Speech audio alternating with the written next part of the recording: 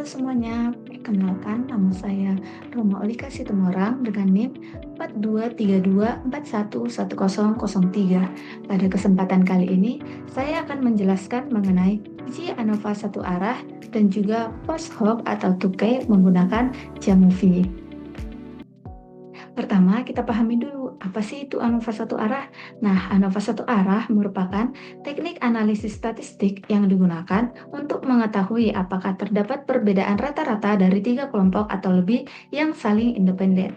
Yang dimaksud saling independen di sini adalah setiap kelompok itu tidak saling mempengaruhi. Jadi, data pada satu kelompok benar-benar berdiri sendiri dan tidak dipengaruhi oleh kelompok lain. Selanjutnya, tujuan ANOVA. Nah, ANOVA digunakan ketika kita ingin membandingkan rata-rata dari 3 kelompok atau lebih. Kalau hanya 2 kelompok, sebenarnya kita bisa langsung menggunakan uji T. Namun, ketika jumlah kelompoknya lebih dari 2, misalnya 3 atau lebih, maka penggunaan uji T itu tidak lagi efektif karena harus dilakukan berulang-ulang. Jika uji T dilakukan berkali-kali, maka kemungkinan terjadinya kesalahan atau error juga akan semakin besar.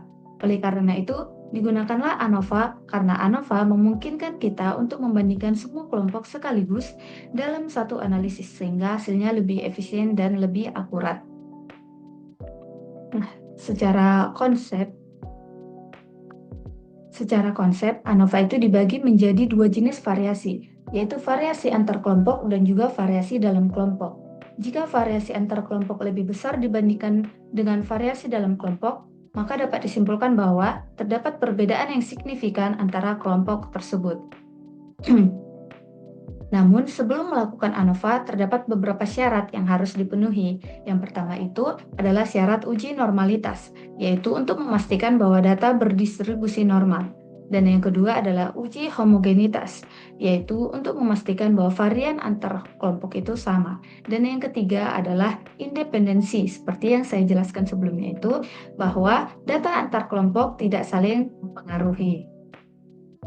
Setelah syarat terpenuhi, kita dapat melakukan analisis ANOVA atau interpretasi ANOVA, di mana jika nilai signifikansinya kurang dari 0,05, maka terdapat perbedaan yang signifikan antar kelompok. Namun, jika nilai signifikansinya lebih atau sama dengan, maka tidak terdapat perbedaan yang signifikan.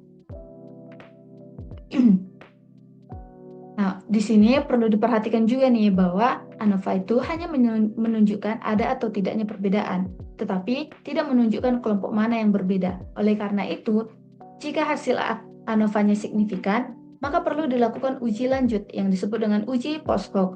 Uji post hoc digunakan untuk mengetahui pasangan kelompok mana yang berbeda secara signifikan. Salah satu metode yang sering digunakan yaitu uji 2K atau uji post hoc ini yang membandingkan semua pasangan kelompok. Untuk lebih jelasnya, kita akan melakukan langkah-langkah pengujian ANOVA dalam aplikasi Jamovi. Sebelum masuk ke langkah-langkah analisis menggunakan Jamovi, pada video ini saya menggunakan contoh data yang diadaptasi dari penelitian skripsi yang dilakukan oleh Aula Falahiyah dengan judul Bandingan Kemampuan Pemecahan Masalah Matematis Siswa Menggunakan Model TAI, TPS, dan TGT. Penelitian tersebut membandingkan 3 model pembelajaran untuk melihat perbedaan kemampuan siswa. Namun, data yang digunakan dalam video ini telah disusun kembali untuk keperluan pembelajaran kita, sehingga analisis yang dilakukan difokuskan pada proses penggunaan ANOVA satu arah dan uji lanjut post hoc di Jamovi. Langsung saja kita ke langkah-langkah menggunakan aplikasi Jamovi, yaitu pada materi uji ANOVA satu arah. Oke, pertama kita buka dulu aplikasi Jamovi-nya. Teman-teman bisa download di Play Store ataupun di laptop atau device teman-teman masing-masing. Kita klik yang garis 3 di sini, kemudian special import. Kita buat dulu datanya ke dalam Excel atau yang lain. Kemudian kita masukkan ke dalam Jamovi ini. Nah, setelah masuk, ini data yang kosong bisa kita hapus dulu. Oke, di sini terdapat model TAI, TPS, dan TGT yang sudah saya jelaskan sebelumnya, beserta nilai-nilainya. Kita buat nilainya menjadi continuous. Selanjutnya, kita klik ANOVA. Kita bisa memilih yang bagian ANOVA, one way ANOVA dan juga ANOVA. Pada kali ini saya akan menggunakan one way ANOVA. Nah, nilai kita masukkan ke dalam dependent variable dan model kita masukkan ke dalam grouping variable. Selanjutnya, untuk melihat syarat one way ANOVA, apakah syaratnya terpenuhi, kita bisa memilih opsi homogeneity test dan juga normality test. Pertama, kita melihat normality testnya terlebih dahulu. Di sini, p-value-nya yaitu 0,691. Nah, syarat agar suatu data itu berdistribusi normal, yaitu p-value-nya harus lebih dari 0,05. Oleh karena itu, data tersebut merupakan data yang berdistribusi normal karena 0,691 lebih dari 0,05. Selanjutnya, homogeneity test. Suatu data akan bernilai homogen apabila data tersebut lebih dari 0,05. Dapat kita lihat pada homogeneity test atau Levinas, p-value-nya yaitu 0,706.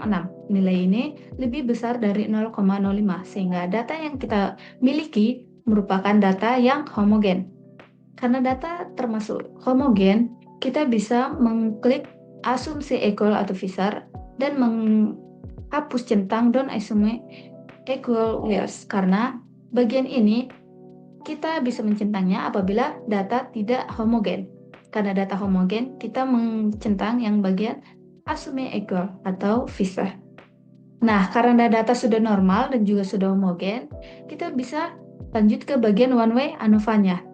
Seperti yang sudah saya jelaskan sebelumnya, suatu data akan memiliki perbedaan apabila p-value-nya kurang dari 0,05. Dapat kita lihat pada bagian one way ANOVA, p-value-nya itu kurang dari 0,01.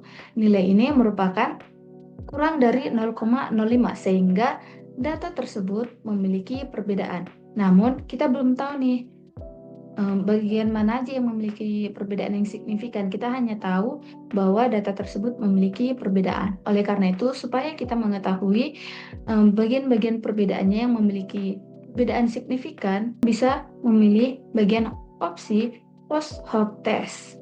Selanjutnya, kita klik yang bagian 2K atau equal.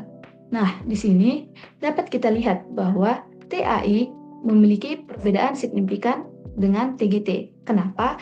Karena di sini dapat terlihat bahwa p-value-nya kurang dari 0,01, sehingga nilai ini merupakan kurang dari 0,05.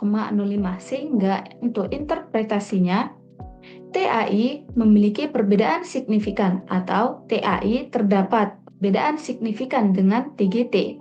Dan juga TGT terdapat perbedaan signifikan dengan TPS dikarenakan p-value-nya yaitu 0,01. Sehingga TAI memiliki perbedaan signifikan dengan TGT, TAI juga memiliki perbedaan signifikan dengan TPS, dan TGT memiliki perbedaan signifikan atau terdapat perbedaan signifikan dengan TPS. Nah, demikian penjelasan yang dapat saya sampaikan mengenai one way ANOVA atau ANOVA satu arah dan juga uji post hoc. Atas perhatian Ibu dan juga teman-teman sekalian, saya ucapkan terima kasih.